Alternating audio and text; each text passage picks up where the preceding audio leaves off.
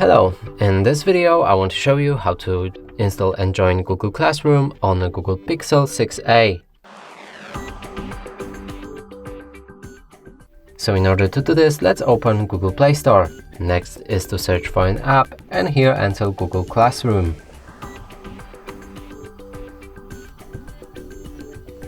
Now select this app, install it.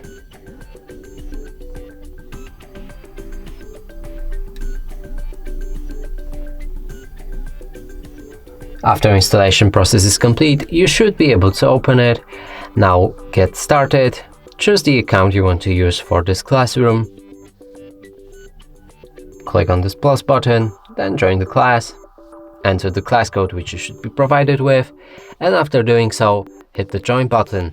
And that's it for this video. Hope you like it. Please consider subscribing to our channel, leave a like and a comment below.